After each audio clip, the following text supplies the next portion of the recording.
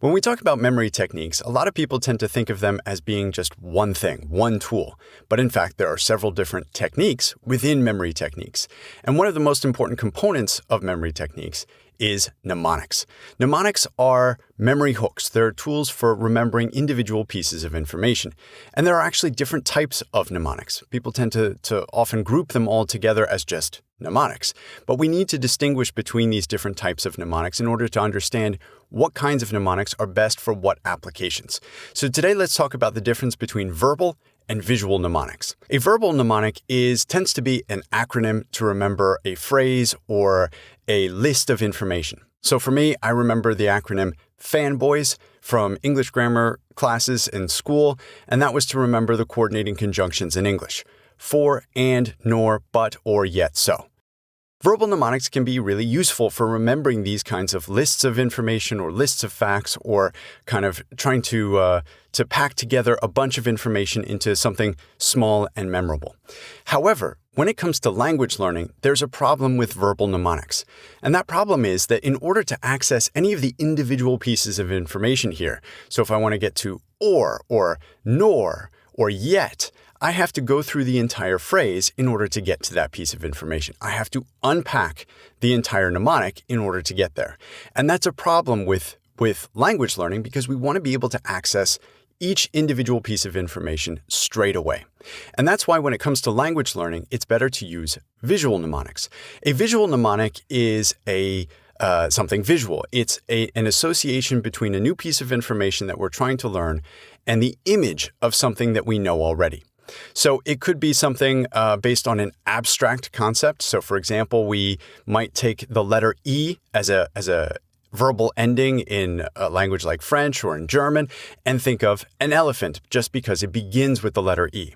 Or we might use the sound to connect to something that we know in English already. So for example, if you're learning Italian and you've got the Italian word lampone, which means raspberry, you could think of a lamp that has a red glow like that of a raspberry. So there are different ways of creating visual mnemonics, but the core concept is the same. It has to be a thing that is visual, and that way we can access the piece of information directly.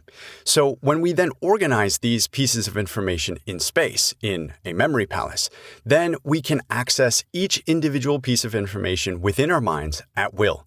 Because space is navigable in any kind of order or sequence. We're not tied to a specific sequence. So we can move freely around the space within our minds and then retrieve the pieces of information we need immediately for any given situation. This is what makes using visual mnemonics within a memory palace really exciting for learning languages. Now, I won't talk about it in this video, but using a memory palace for language learning is incredibly powerful because you can encode the structural complexity of the language into the spatial complexity, and thereby use the mnemonics just to remember the individual endings or vocabulary or pieces of information that you need to learn. So when it comes to language learning, it's really important to use visual mnemonics as much as possible because these are the most useful, they're the most readily retrievable, and they're the most effective way to be able to actually apply the language and start speaking it and using it. This ties into another concept which is often discussed in memory techniques, which is chunking. And chunking is putting several pieces together into something smaller in order to be able to remember it. So just as a very basic example, this is not language specific, but it's easier to remember the date 1066 than 1066. So we chunk into two pieces, 10 and 66, rather than 1066. So we have 4 numbers as opposed to 2, even though the information is the same. When it comes to language learning, you have to be careful when it comes to using chunking because, again, you don't want to have to unpack the information, unpack the mnemonic in order to be able to use the information. I hope you found this video useful. If you did, please like, share, and subscribe, and head over to linguisticator.com for our full course in memory, as well as our courses in various languages. Thanks very much. See you soon.